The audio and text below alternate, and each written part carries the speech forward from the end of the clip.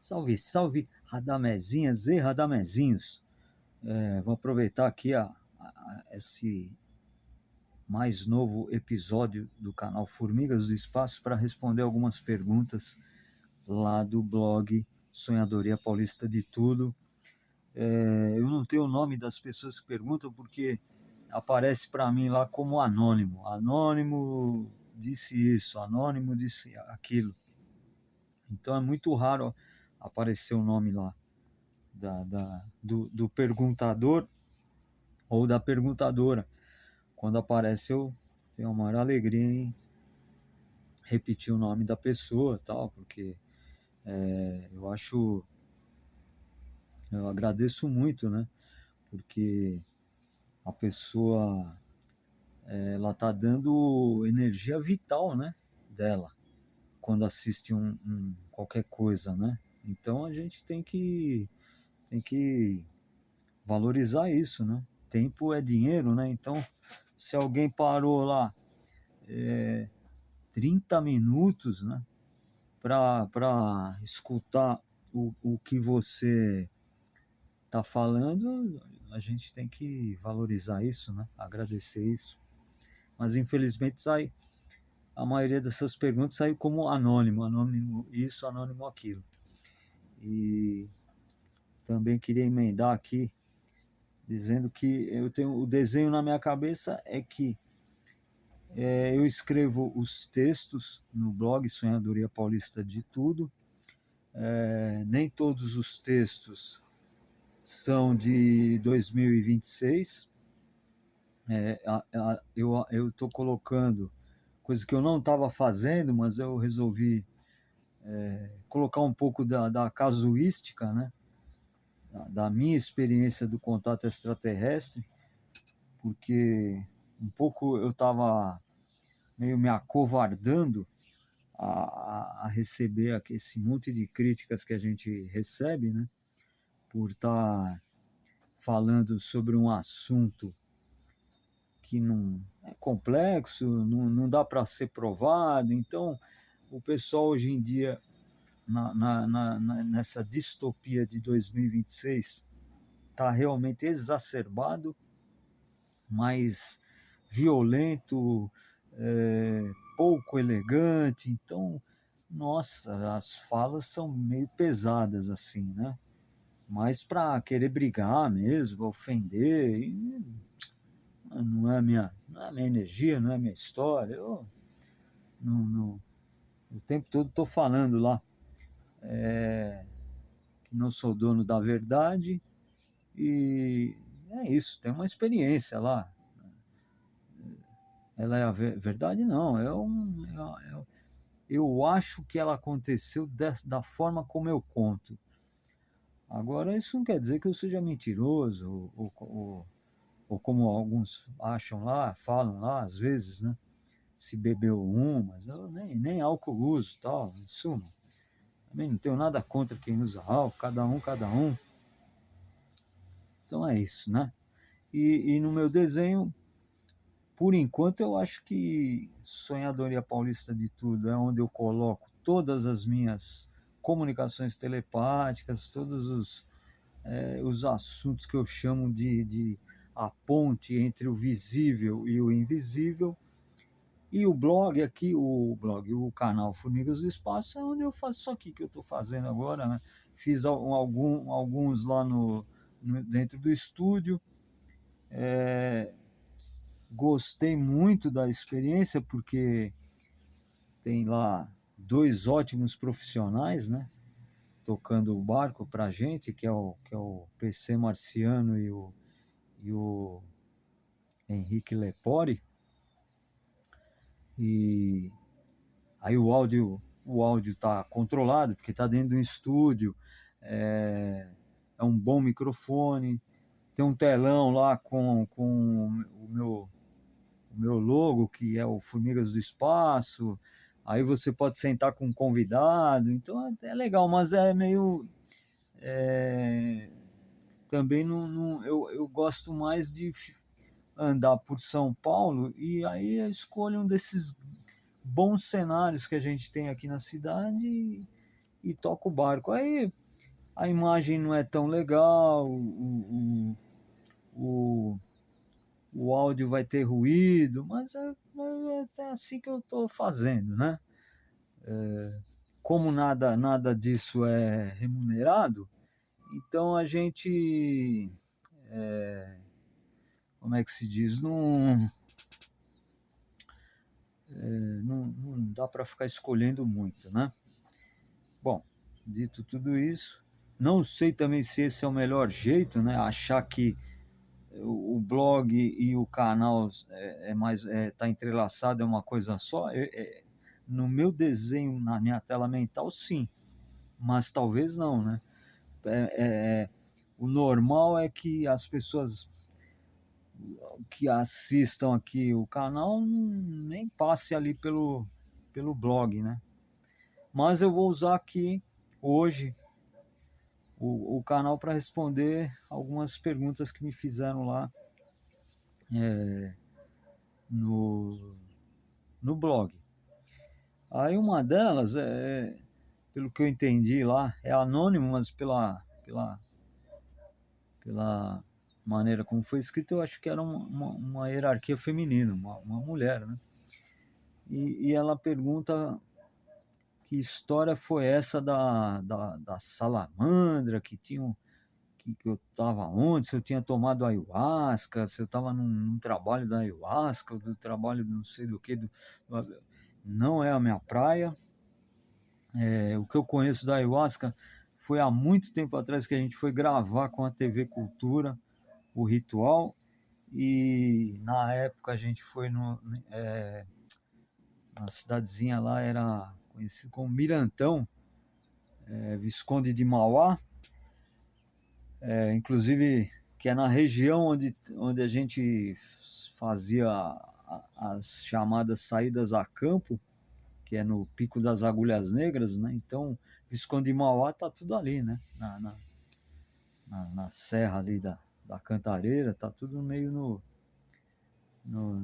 naquele triângulo que é um pedacinho é São Paulo, outro pedacinho é Minas Gerais e outro pedacinho é Rio de Janeiro, né? Então, tem muitos lugares lá que a gente ia que você andava poucos metros, assim, 50, 100 metros, você estava no Rio, andava 100 para cá, estava em Minas Gerais, andava 100 para cá, estava em São Paulo, né? Essa história desse ser, que eu até vou aproveitar aqui e fazer uma reprimenda a mim mesmo. O que aconteceu? Eu tinha uma experiência de laboratório de vivência humana, e a ideia era transformar esse lugar que eu estava no sul de Minas num quilombo. Só que eu sempre, na minha cabeça, sempre a ideia foi essa, um quilombo. Eu já vou falar da parte fantástica da história. Porque um quilombo é isso, né? É um grupo de pessoas que estão lá lutando por, uma, por um ideal, fazendo plantio, vivendo em comunidade, um cuidando do outro, todo mundo cuidando das crianças da tribo, se houver crianças na tribo, e construindo. E aí a ideia era fazer isso usando a permacultura, que tem ótimos livros para informarem as pessoas. Eu recomendo lá o Manual do Arquiteto Descalço, do seu Johann. Não sei nem se ele está vivo ainda. Eu tive a grande honra de conhecê-lo um dia. E você com esse Manual do Arquiteto Descalço aí, você, sem saber de nada lá, você consegue se meter a construir uma coisa do zero, né? Desde do, ali do das estruturas iniciais de um edifício até um cultivo orgânico, até trançar um telhado de palha. Muito interessante. Então a ideia do quilombo era essa, que aí eu tive que adotar um termo que eu não aceitava, que era agrovila, mas em suma, eu falei, tá bom, então não vai ser um quilombo, é uma agrovila, blá blá blá. E eu ia fazer eu ia fazendo essas vivências nesse lugar no sul de Minas, ali, em Airuoca. E eu passava algumas noites nessa montanha, que ficava no bairro da Pedra da Cangalha, e eu tinha uma lona. Então eu cavava no chão, usava uma escavadeira, cavava no chão, colocava só dois postezinhos assim, e colocava a lona em cima, um saco de dormir, e ficava em certas vigílias, fazendo certos exercícios respiratórios, tentando intuir como é que ia ser a construção daquela grande propriedade, que era uma montanha, é,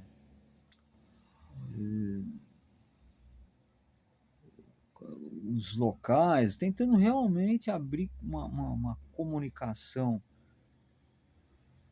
com essa fonte de conhecimento interior que todos nós possuímos, e, e pegar um desenho mental daquilo, pegar intuições, dicas. Era mais ou menos, era uma parte do exercício. A outra parte, às vezes eu subia, tinha umas araucárias, aí eu fazia uma escalada até meio perigosa assim, instalava um bivac e passava a noite lá vendo onça, tentando capturar caititu. Era bem interessante. Sempre com bastante risco, que eu fui meio burro em ignorá-los, né? Porque eu podia ser realmente atacado ali por uma jaguatirica, por uma coisa dessa aí. Tinha muita jararaca no terreno, né? Então podia ser picado de cobra, que já fui 2 vezes, né? Então podia levar minha terceira sapecada, em suma. Tem umas coisas que você é meio cabeça dura, né? E às vezes a vida, o aprendizado que a vida traz para você é te dando mesmo uma lição mais dura, né? Pois, e eu fazia uma fogueira e ficava lá algumas horas, né? Durante o dia tinha certos cuidados de agricultura que eu realizava também, né? Fazer uma ronda nas oliveiras que eu tinha plantado, muitas oliveiras, umas 2.000, eu acho, uma coisa assim. E tinha uma plantação de batata doce, uma plantação de feijão, que era assim, era para um cara sozinho que não tinha a menor experiência com o manejo da enxada, até que tinha bastante coisa lá, e eu tocava o barco sozinho, e sozinho literalmente mesmo, que os vizinhos estavam mais próximos lá, estavam uns 4 quilômetros lá, então eu nunca conversava com ninguém. Era engraçado, parecia um treinamento de monge tibetano, né? E essa noite em particular, dentro da fogueira, alguma coisa me chamou a atenção, e era como se fosse um tição todo escuro assim, mas era estranho, porque dentro da fogueira todas as brasas são incandescentes, né? E tinha aquele tição assim. Mas não sei que por cargas d'água, né, em algum momento, o tição, ele parecia uma criaturinha. Olha, o mais próximo que eu consigo imaginar é o personagem Horácio, do Maurício de Souza, pequenininho assim, mas um pouquinho mais de dragãozinho, todo escuro, como se fosse um couro fosco, preto fosco, de um veludo preto fosco ali, dentro do fogo, com um olhão negro também, e eu, e eu comecei a duvidar de mim mesmo. Falei, não, velho, como é que eu. E assim, mas longe, longe qualquer ingestão de álcool, de qualquer tipo de droga recreativa, de ayahuasca, não era, não tinha essa história lá, né? Então, minha caríssima anônima, essa primeira parte da resposta é não, não tinha nada psicomimética, né? O que é um psicomimético? Parece que eu não sei se foi nos anos 60 ou 70, alguns psiquiatras começaram a usar drogas psicomiméticas. Então, o cara ingeria uma coisa que desencadeava nele um surto de síndrome do pânico, de esquizofrenia, sei lá. Aí o médico, ele entendia através dessa experiência o que o paciente dele estava passando. Isso tudo é a teoria médica lá. Eu li isso aí há tantos anos atrás que realmente está meio apagado aqui na minha memória, mas é basicamente os psicomiméticos eram usados para isso. Logicamente que depois as agendas das agências distintas que comandam o planeta usaram como soro da verdade, para deixar o cara confuso e aí extrair informações de inteligência e tal. Aí pessoas agindo como pessoas, né? Eu tinha um celular na época e eu comecei a fotografar essa coisa. E aí você dá, né, aquele zoom no celular assim, as fotos eram muito impressionantes. E só que esse bichinho aí, e eu tô chamando de salamandra, resgatando o termo das coisas da teosofia, da fundadora da teosofia no mundo, que era a dona Helena Petrovna Blavatsky, que você tem seres elementais, aí tem os seres do fogo e as salamandras são umas dessas criaturas aí, mas eu lembro que o que eu li sobre isso, usando a teosofia, usando algumas outras almanaques, enciclopédias aí de mitologia que falam sobre salamandras, aquele serzinho lá não era bem, não sei, não era, não agia de acordo com as coisas que eu tinha lido, mas eu tenho que dar um nome àquilo, então resolvi chamar de salamandra, né? E ele não tinha um rabo de lagarto nem nada, era mais parecido com o Horácio do Maurício de Souza, aquele dinossaurinho, só que um Horácio casca grossa, né? E aquele ser comecei a ouvir nos ouvidos da minha mente, né? E não nos olhos da minha mente, porque eu estava de olho aberto, olhando para a fogueira. E foi uma coisa muito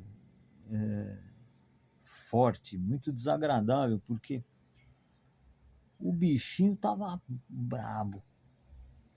E aquele olho duro, todo a íris inteirinha negra assim, olhando para mim, e eu tava a distância do que o fogo permitia, que eu não me queimasse, não muito desconfortável. Então eu tava bem perto mesmo, né? Mas o negócio era pequeno, tinha o tamanho de uma jarra de liquidificador, ou menor até, era uma coisa de sei lá, 30 centímetros, mas com uma força energética muito grande, assim, né? Uma força mental, se é que pode se usar esse nome, né? E aquilo falava, vai embora daqui, vai embora daqui. E queria me pôr para correr, né? E eu via que queria me impor medo, me colocar medo. E E eu fazia parte do meu treinamento também, não arredar o pé para coisas assustadoras, né? Então, qual que é a lição que eu tive há muito, muito tempo atrás, e que fazia parte até do como eu vou proceder num contato extraterrestre, né? Então, pô, se eu estou botando a cara para bater, e cara para bater entre aspas, o que eu quero dizer com isso? Pô, se eu estou saindo para um contato físico, eu tenho que encarar a bronca, né? Venha o que vier pela frente, né?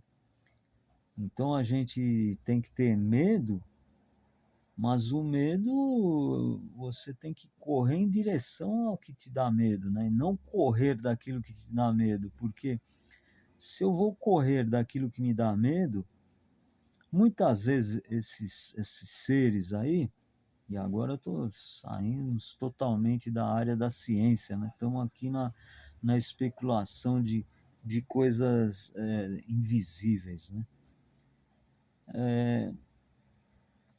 Talvez, vou usar um termo aí da, do espiritismo, né? Você tem aquele espírito obsessor que, teoricamente, ele fica do lado de alguém para se alimentar de energias negativas dessa pessoa, e até mesmo influenciar a mente dessa pessoa para que ela tenha ações e pensamentos negativos, para que isso gere a comidinha desse espírito obsessor. Mas se você começar a usar a energia vital do seu baço e alimentar esse medo, esse pânico, você não vai estar só alimentando aquela criatura. O pânico, o que faz o pânico? Se você sai correndo com desatenção, esbaforido, atrapalhado pelo medo, você pode tropeçar. E dependendo de onde você está, você pode cair num barranco de 3, 4 metros lá e quebrar o pescoço, né? Então, diretamente, uma criatura dessas, ela não consegue te tocar, né? Porque precisa muita energia para aquele ser de plasma, ou seja lá que substância ele for formado, ele se materializar a ponto dele conseguir, né, os elétrons dele empurrarem os elétrons do nosso corpo. Ou falando de um jeito menos complicado, o fantasma te dá uma arranhada, te pegar pelo pescoço, né, te machucar fisicamente, né? Agora, para isso precisa de muita energia, né? Muita energia para aquela coisa se solidificar a ponto de influenciar na matéria, né? Mas através do medo ele pode fazer você sair correndo e pisar num ancinho, ou tropeçar no arame farpado, ou cair com uma garrafa de vidro e se cortar. Acho que vocês entenderam onde eu quero chegar. Então, uma coisa que, que é legal, né? Porque é bem desagradável, mas é um teste bom, porque eu estava sozinho no meio da floresta, no alto de uma montanha, cheio de jaguatirica, de caititu, que são uns bichinhos bravos. O caititu é o nosso javali, né? Brasileiro. Ele é bem robusto também, não é tão robusto quanto aquele javali lá do Havaí, mas ele e é bem feroz. Os machos têm estratégia de caça, de ataque, de defesa. Então, são animais muito inteligentes, muito fortes. Tem o caititu brasileiro também tem aquelas presas que saem, né, bocarra afora. Aí o lugar tinha isso, tinha jararaca, então tem um monte de coisa lá que realmente é um teste, né? E, e escuro, né? Escuro, frio. Frio é um negócio que me tira um pouco da concentração. Eu realmente tem este corpo que eu estou habitando atualmente, ele realmente não gosta de baixas temperaturas. Não tenho boas lembranças de coisas que me aconteceram em baixas temperaturas. Então, de certa forma, foi um bom treinamento para mim, porque eu me saí bem dessa história. E o que eu chamo de me sair bem foi não sair correndo, gritando, né? E também não ia adiantar nada, ia ser ridículo, né? Um velhote lá. Na época nem era tão velhote assim. Estamos falando de uns, sei lá, uns 15 anos atrás essa história, talvez 20, não lembro. Tá descrito isso lá no inteligente blog Sonhadoria Paulista de Tudo. Essa historinha tá, tá, tá descrita lá. E esse ser aí, vou chamar da salamandra, né? Essa salamandra não ia muito com a cara de seres humanos, né? Ou não ia muito com a cara deste ser humano aqui que vos fala, né? E tava pesado aquilo lá, né?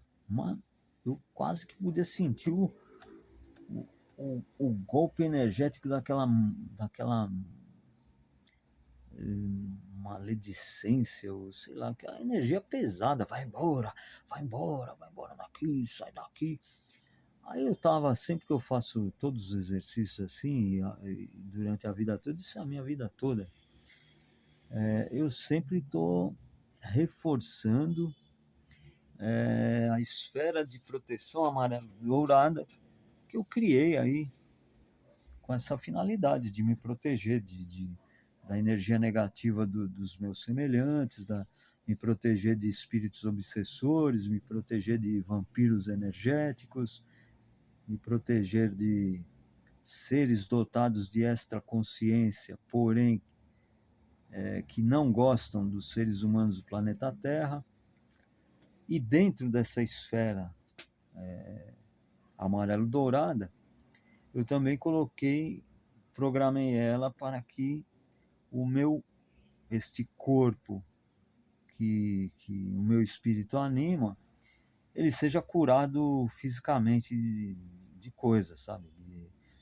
Dor de cabeça, o fígado tá assim, o intestino tá assado. É uma tentativa, não estou dizendo que isso aí eu sou o, o Gurdjieff da autocura. Não, são visualizações que a gente faz diárias, tal, que ajuda, porque e agora em 2026 eu estou achando muito valioso esse procedimento, porque vou fazer a digressão da digressão, então por favor, amoleça o seu coração. A gente essa distopia de 2026 está brava, então eu vou dar um exemplo bem bobinho. 2 ou 3 dias atrás eu estava andando na rua e tá esse tempo meio estranho, né, de chuvas, de não sei o quê. E aí eu dei um espirro, mas não espirrei em cima de ninguém. Eu estava atravessando a rua, faixa de pedestre, e uma pessoa estava passando assim, e eu escutei baixinho a pessoa falar: morre, desgraçado. Eu falei: caramba, velho, aquela criatura. Eu estava atravessando a rua, sei lá eu onde, na aclimação lá. Aquela pessoa, que eu nem lembro se era uma hierarquia feminina ou uma hierarquia masculina, nunca tinha me visto na vida. E aí ela escutou um espirro e falou: morre, desgraçado. Então, olha que terrível que é isso, porque como é que você sai de casa com essa energia? E eu não sou um cara que você vai espirrar na minha frente e eu vou falar: Deus te ajude, Deus te cria, essas coisas que as pessoas falam. Eu não vou falar nada, mas aí se a pessoa vier perguntar para mim: nossa, que gripe eu vou fazer? Se eu tiver alguma boa palavra para dizer, eu vou dizer. Se a pessoa me der trela, falar, pode fazer uns exercícios de visualização. Aí eu entro nisso, nessa história aqui que eu chamo de ativismo existencial. Agora, o camarada tropeçar na minha frente e eu falar, quebra a perna, miserável. Não diretamente para a pessoa, mas fala em voz alta que, porque eu pensei em voz alta, que energia é essa daí? Né? Que energia é esta? Né? Então é essa a finalidade da esfera de proteção amarelo-dourada que eu crio é essa. E eu estava com isso ativado no um segundo, preciso dar uma pausa que estou sendo requisitado. E